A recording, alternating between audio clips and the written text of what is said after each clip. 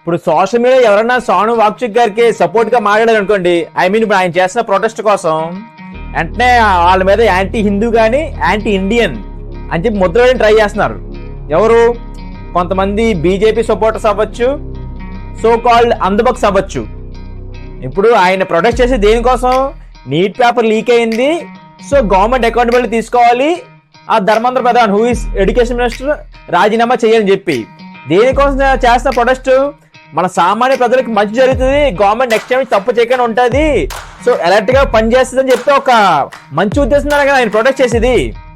ఆయనకి దీనివల్ల పర్సనల్ ఏమి రాదుగా, కంట్రీకి మంచి జరుగుద్ది. అది గుర్తించి అందరూ యునానిమస్ గా సపోర్ట్ చేయడం మానేసి గతంలో ఎప్పుడు అంట ఆయన హిందూ రిలీజియన్ గురించి తప్పుగా మాట్లాడారంట, అందుకని చెప్పి ఆయన యాంటీ హిందూ అంట. సో ఆయనకి ఎవరైనా సపోర్ట్ చేస్తుంటే ఏంటి మీరు అతను యాంటీ హిందూ, అలాంటి వాళ్ళకి మీరు సపోర్ట్ చేస్తారా అని చెప్పి తిరిగి వీళ్ళు క్వశ్చన్ చేస్తున్నారు. బాబు, మీకు నిజంగా దేశం మీద అంత ప్రేమ, భక్తి, గౌరవం ఉంటే అమిత్ షా గారు మన హోమ్ మినిస్టర్, ఇప్పుడు కంట్రీ హోమ్ మినిస్టర్ ఇండియాకి, పాస్ట్ లో ఆయన గుజరాత్ హోమ్ మినిస్టర్ ఉన్నప్పుడు గుజరాత్ స్టేట్ కి డైరెక్ట్ గా సిబిఐ అరెస్ట్ చేసింది. ఆయన్ని అరెస్ట్ చేసి 3 months జైల్లో ఉన్నాడు. నాకు తెలిసి ఇండియన్ గవర్నమెంట్ లో ఒక state home minister first time home minister ఉన్నప్పుడు అరెస్ట్ జరిగింది కేవలం అమిత్ షాకి మాత్రమే. ఇండియాలో ఎవ్వరు ఏ హోమ్ మినిస్టర్ అరెస్ట్ కాలేదు డైరెక్ట్ హోమ్ మినిస్టర్ ఉన్నప్పుడు. ఎందుకంటే లా అండ్ ఆర్డర్ కంట్రోల్ పూర్తిగా చేతిలో ఉంటది. సో అలాంటి వాళ్ళు ఎవరు అరెస్ట్ చేయరు హోమ్ మినిస్టర్ ని. అలాంటిది అమిత్ షాని డైరెక్ట్ గా సిబిఐ అరెస్ట్ చేస్తుంది ఎప్పుడు హోమ్ మినిస్టర్ ఉన్నప్పుడే. ఆయన ఎంత దారుణమైన తప్పులు చేసేటో ఒకసారి ఊహించుకోండి. ఎన్కౌంటర్ ఒక ఫ్యామిలీ మొత్తం లేపేసే 2010లోని. అప్పుడు ఆ కేసు ఫైల్ చేసి సిబిఐ అరెస్ట్ చేస్తే 3 months జైల్లో ఉంది. సుప్రీంకోర్టు ఏకంగా ఆయన గుజరాత్ లో అడుగు పెట్టకూడదు 6 months కూడా చెప్పింది. తర్వాత 2014 ఎలక్షన్ వచ్చాయి, ఇంకా ఎలక్షన్ లో గెలిచాడు, ఇంకా ట్రయల్ స్టార్ట్ చేయదు. కానీ ఆ కేసు ఇంకా అలా ఉంది యాక్టివ్ గానే. ఎందుకు?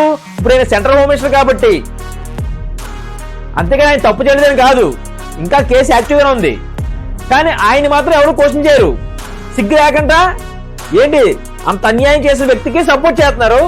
ఇతనే దేశం కోసం పోరాడుతుంటే ఈయన మీద యాంటీ హిందూ, యాంటీ ఇండియన్ ఇలాంటి ముద్రని ట్రై చేస్తున్నారు. కొంచెమైనా ఆలోచించండి రా. ఆయనకేం రూపాయి రాదు దీనివల్ల. ఇంత ప్రజలకు మంచి చేయడానికి ఆయన పోరాటం చేసేది. అఫ్ కోర్స్ ఒకప్పుడు ఆయన లడాక్ కోసం పోరాడాడు. ఎందుకంటే ఆయన లడాక్ రిప్రజెంట్ చేసాడు. ప్రతి ఒక్కరికి వాళ్ళ ఊరంటే గొప్పే కదా, వాళ్ళ ఊరికి మంచి అని చెప్పి ఖచ్చితంగా ఉంటది. నాకు మా ఊరికి మంచి అయినా ఉంటది. అలాగే ఆయన లడాక్ మంచి అయినా కోరుకున్నాడు. ఆ ప్రొటెస్ట్ లో భాగంగా అప్పుడు ఏదో కొంచెం హార్ష్ లాంగ్వేజ్ యూజ్ చేసాడు, ఒప్పుకుంటా. అందుకని చెప్పి ఆ విషయాన్ని ఇప్పుడు దీనికి లింక్ చేసి అడుగుతారా? ఇప్పుడు సోను వాగ్చుక్ గారు ప్రొటెస్ట్ చేసేది మంచి కాజ్ కోసం, అందరూ సపోర్ట్ చేయాలని కోరుకుంటున్నాం. ఇన్ఫాక్ట్ నిజంగానే ఆయన యాంటీ ఇండియన్ రిలేటెడ్ ఇష్యూస్ ఏదైనా ప్రొటెస్ట్ చేసాను దానికోసం ఆటోమేటిక్ ఎవరు సపోర్ట్ చేయరు కదా. ఎవరు సపోర్ట్ చేస్తారు యాంటీ ఇండియన్ రిలేటెడ్ మ్యాటర్ మీద ప్రొటెస్ట్ చేస్తే? ఇప్పుడు ఆయన ప్రొటెస్ట్ చేసేది మంచి కోసం చేసే వాళ్ళు సపోర్ట్ చేయాలి కదా. ఇప్పుడు ఆయనకి ఎవరైనా సపోర్ట్ గా మాట్లాడాలనుకోండి, ఆ సపోర్ట్ గా మాట్లాడే ఎవరైనా పాస్ట్ లో హిందూ రిలీజన్ గురించి నెగిటివ్ గా మాట్లాడితే అదిగో అతను యాంటీ హిందూ, అలాంటి వచ్చి సపోర్ట్ చేస్తున్నాడు, అలాంటి నువ్వు సపోర్ట్ చేస్తావా, సో నువ్వు కూడా యాంటీ హిందూవే అని చెప్పి వీళ్ళ మీద ఎవరైతే సపోర్ట్ చేస్తున్నారో వాళ్ళ మీద ముద్ర వేస్తున్నారు. ఇప్పుడు నిజంగా ఆయన యాంటీ హిందూ రిలేటెడ్ ఇష్యూ గురించి మాట్లాడినప్పుడు అప్పుడు ఎవరైనా సపోర్ట్ గా మాట్లాడితే నిజంగానే వాళ్ళు యాంటీ హిందూ అవుతారు. ఆయన ఎప్పుడో 3 years బ్యాక్ 4 years ago మాట్లాడిన విషయాలు తీసుకొచ్చి ఇప్పుడు దీనికి ఇంటర్లింక్ చేసి ఇప్పుడు ఆయన ప్రొటెస్ట్ చేసేది నీట్ పేపర్ లీక్ మీద. సో ఈ విషయం మీద అందరూ సపోర్ట్ చేస్తారు ఆయనకి. అంతేకాని ఎప్పుడో యాంటీ హిందూ రిలేటెడ్ ఒక విషయం మాట్లాడని చెప్పి దానికి ఎవరు సపోర్ట్ చేయట్లేదు. దానికి ఎవరో సపోర్ట్ చేయరు, బుద్ధునాడు ఎవరను. ఇన్ఫాక్ట్ ఇప్పుడు కూడా ఆయన యాంటీ హిందూ రిలేటెడ్ విషయం మాట్లాడాలనుకోండి, ఇప్పుడు కూడా హిందీ ఎవరు సపోర్ట్ చేయరు. ఇప్పుడు ఆయన ప్రొటెస్ట్ చేసేది నీట్ పేపర్ లీక్ మీద కోసం అందరూ 100% సపోర్ట్ చేస్తున్నారు. వీలైతే మీరు సపోర్ట్ చేయండి, మంచి జరుగుతుంది. అట్లీస్ట్ నెక్స్ట్ టైం అంటే గవర్నమెంట్ తప్పు చేయకుండా అకౌంటబిలిటీ తీసుకుంటుంది. అంతేగాని పిచ్చోళ్ళలాగా అసలు బుర్ర లేకనే ఎలా పాత విషయాలు దీనికి కనెక్ట్ చేసి మాట్లాడుతున్నారు. ఇప్పుడు అలా అనుకుంటే గతంలో పవన్ కళ్యాణ్ గారు చంద్రబాబు నాయుడు ఇష్టం తిట్టారు పబ్లిక్ మీటింగ్ లోనే. ఇప్పుడు వెళ్ళి ఏంటి ఆయనతో అలయన్స్ ఉండి రాష్ట్రానికి మంచిగా ట్రై చేస్తున్నారు. అంటే ఏంటి ఇప్పుడు పాతలో తిట్టారు కాబట్టి ఇప్పుడు పవన్ కళ్యాణ్ చెడ్డలు అయిపోతారా? ఆ విషయాన్ని మనం దీనికి ఇంటర్లింక్ చేయకూడదు కదా. సేమ్ అలాగే సోను వాగ్చుక్ గారు పాతలో ఆ లడాక్కి ఏదో మంచి చేయాలి అనే పోరాటంలో హార్ష్గా మాట్లాడారు. ఆ విషయాన్ని ఇప్పుడు దీనికి వచ్చి ఇంటర్లింక్ చేసి దీనికి టైప్ చేసి చూస్తారా? సెన్స్ ఉండాలి కదా ఏదైనా చేసేటప్పుడు. మీరు ఎలాగే మంచి చేయరు, సో మంచి చేసే వాళ్ళకన్నా కొంచెం సపోర్ట్ చేయండి. అయినా నాకు అర్థం కాదు, మీ అందరికీ అంత రిలీజియన్ పిచ్చి ఎలా పట్టిందిరా బాబు. అన్ఎడ్యుకేటెడ్ పేరెంట్స్ అయితే ఓకే, చదువుకున్న వాళ్ళు కూడా ఈ రిలీజియన్ మాత్రమే బతుకుతున్నారు. అది నాకు చాలా ఆశ్చర్యం కలిగిస్తుంది. ప్రపంచంలో ఎవరైనా సరే రిలీజియన్ గురించి, క్యాస్ట్ గురించి మాట్లాడుతున్నాడు అంటే వాడు రియాలిటీలో ఏం సాధించలేని అర్థం. నా దృష్టిలో వాడు చాలా లో థింకింగ్ ఉన్నట్టు ఎవడైనా క్యాస్ట్ రిలీజియన్ వాడుకున్నాడంటే డిస్కషన్స్ లోని. అది మన పర్సనల్ టాపిక్స్, దాన్ని ఎందుకు సొసైటీకి లింకప్ చేస్తున్నారు, పాలిటిక్స్ లింకప్ చేసి ఆడు anti Hindu, anti Christian, anti Muslim, ఇలాంటి ఎందుకు అసలు రిలీజియన్ ఎందుకు లింకప్ చేస్తున్నారు? ఏ రోజైనా సరే ఒక్కడైనా సరే 5 years బ్యాక్ 90 రూపీస్ ఉంటే ఆయిల్ ప్యాకెట్ ఈరోజు 150 రూపాయలు అయిపోయింది లీటర్ ఆయిల్ ప్యాకెట్. ఎందుకంత పెరుగుతున్నాయి రేట్లు? గ్యాస్ బండ 1000 రూపీస్ అయిపోయింది. 500 ఉండేది గ్యాస్ బండ 5 years బ్యాక్, ఇప్పుడు 1000 అయిపోయింది. ఎవడైనా సరే వీటి కోసం క్వశ్చన్ చేస్తున్నారా? ఎందుకంత ఇన్ఫ్లేషన్ ఈ రేంజ్ లో ఉంది? ఎందుకు కరెన్సీ వాల్యూ, మన రూపాయి వాల్యూ దారుణంగా పడిపోతుందని ఒక్కరైనా క్వశ్చన్ చేశాడా? ముందు మీ రియల్ లైఫ్ ప్రాబ్లమ్స్ చూసుకోండి రా. రిలీజియన్ అనేది మన పర్సనల్ టాపిక్, దాన్ని మనం ప్రొటెక్ట్ చేసుకుందాం, దాన్ని గవర్నమెంట్ ప్రొటెక్ట్ చేయాల్సిన అవసరం లేదు.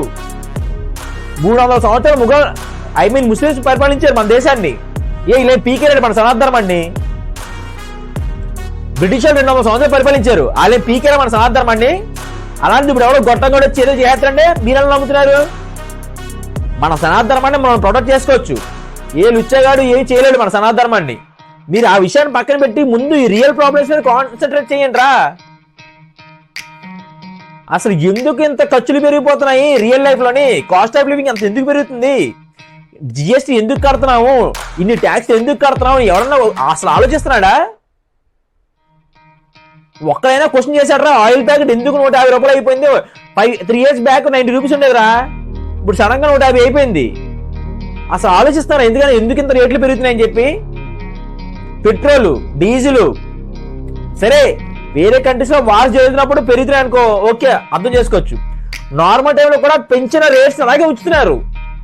అప్పుడు మనం క్వశ్చన్ చేయాలి కదా రేట్స్ తగ్గించమని చెప్పి. ఒక్కడైనా క్వశ్చన్ చేస్తున్నాడా?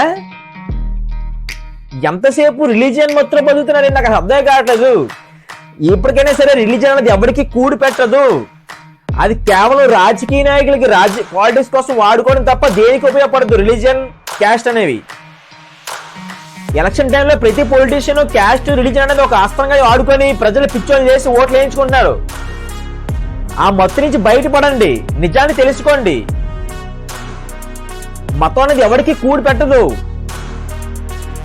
మన చదువు, మన అభివృద్ధే మనకి హెల్ప్ అయ్యేది ఎప్పటికైనా సరే. దయచేసి కొంచెం ఆలోచించండి, ఇది నా రిక్వెస్ట్ మాత్రమే. మీ మళ్ళా నన్ను కూడా యాంటీ హిందూ, యాంటీ ఇండియన్ ఇంకా ఏ ముద్ర వేసాను అనుకోండి, మీ అంత ఫూలిష్ ఎవరు ఉండరు. ఇంకా మీ ఇష్టం, ఏం చేసినా చేసుకోండి. జై హింద్, మేరా భారత్ మహాన్ కి జై.